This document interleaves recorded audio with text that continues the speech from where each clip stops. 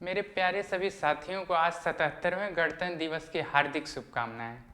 आज हम आपके सामने प्रस्तुत हुए हैं जो भारत के महान पुरुष हैं। उनमें कुछ ऐसे पुरुष हैं जिनकी छवि आज धूमिल किए जाने का प्रयास किया जाता है, जिससे मेरा मन बहुत पहले से ही आहत होता था।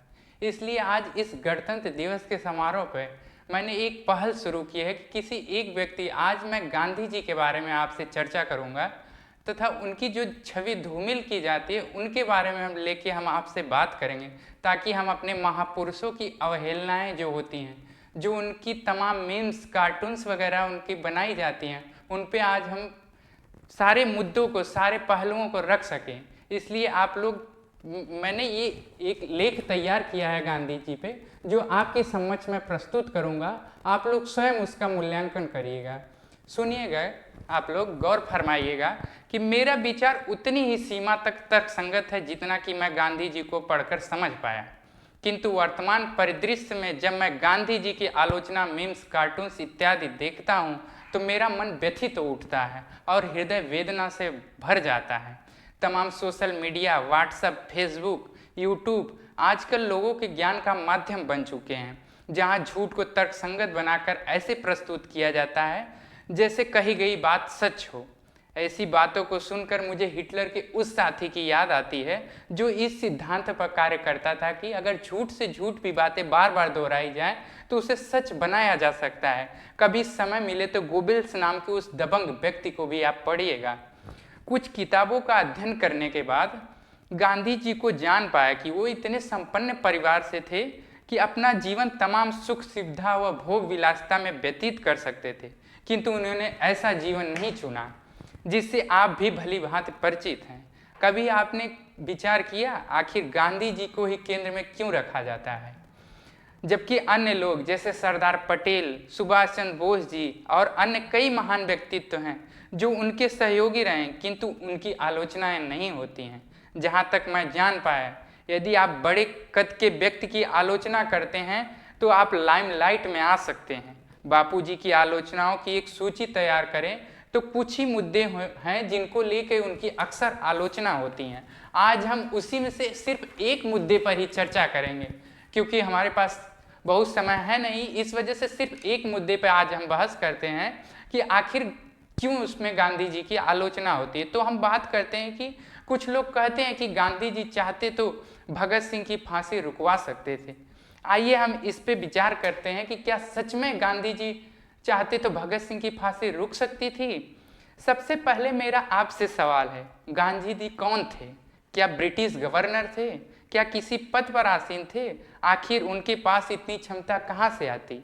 एक तरफ आप कहते हैं कि गांधी जी के चरखे से आज़ादी नहीं मिली, एक तरफ कहते हैं कि गांधी जी चाहते तो फांसी की सजा रुकवा सकते थे।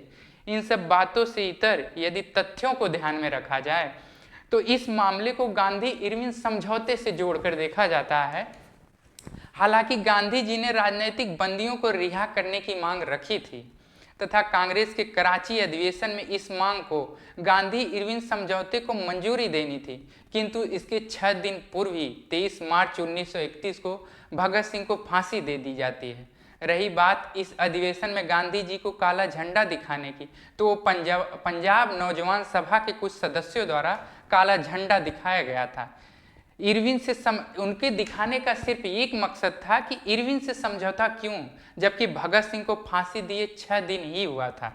अगर आप इस बात पर गौर करें तो भगत सिंह व गांधी जी चाहते क्या थे, तो हम पाएंगे कि भारत की धरती पर पैदा हुए ये दोनों सपूत ट्रेन की उस पटरी की तरह थे जो मिलती तो कभी नहीं, लेकिन मंजिल एक ही थी। शहीद आजम ये चाहते थे कि उनकी फांसी एक मिसाल बने, जबकि गांधी जी जो है वो विद्रोह के खिलाफ लोगों को एकजुट करने के लिए आंदोलन, अपना एक शांति प्रिय आंदोलन चलाते थे। और गांधी जी की बात करें तो उन्होंने हमेशा सत्य और अहिंसा का साथ दिया। वहीं अगर हम बात करें भगत सिंह की, उन्होंने क्रांति को चुना। वो चाहते थे कि हमारी मृत्यु पर लोग संगठित हों, अंग्रेजों को भारत की धरती से उखाड़ फेंके। शायद यही कारण है जिसकी वजह से उन्होंने अंग्रेजी हुकूमत के सामने एक भी माफ़ीनामा नहीं लिखा कभी। बहुत से तथ्य ऐसे हैं जिनसे यह बतलाया जा सकता है यदि गांधी जी भगत सिंह की फांसी रुकवा देते तो उनकी पकड़ युवा वर्ग में और क्रांतिकारियों में और दमकम फटती, लोग और उनकी प्रशंसा करते, और कौन ऐसा व्यक्ति होगा जो ये नहीं चाहेगा। हालांकि कई सारे तथ्य मौजूद हैं जो बताते हैं कि वास्तविक सच्चाई क्या थी। आरोप प्रत्यारोप से हटकर कभी आप विचार कीजिए कि एक गांधी जी के विचारों को आप पढ़िएगा कभी। अगर आप गांधी जी के ऊपर सवाल उठाते हैं, मेरा मानना है कि अगर आप गांधी जी के ऊपर सवाल उठाते हैं इन सब चीज़ों को लेके, तो कभी आप एक तरफ भगत सिंह को रखिएगा, एक तरफ गांधी जी को, और दोनों की मंशाओं को पढ़िएगा। अगर आप पढ़ते हैं तो वाकई में आप एक अच्छे निष्कर्ष पे पहुंचेंगे। इस सभी साथियों को मेरा नमस्कार। आप लोग एक बार जरूर गौर करिएगा इस भारत के महापुरुष के बारे में। जय हिंद, जय भारत।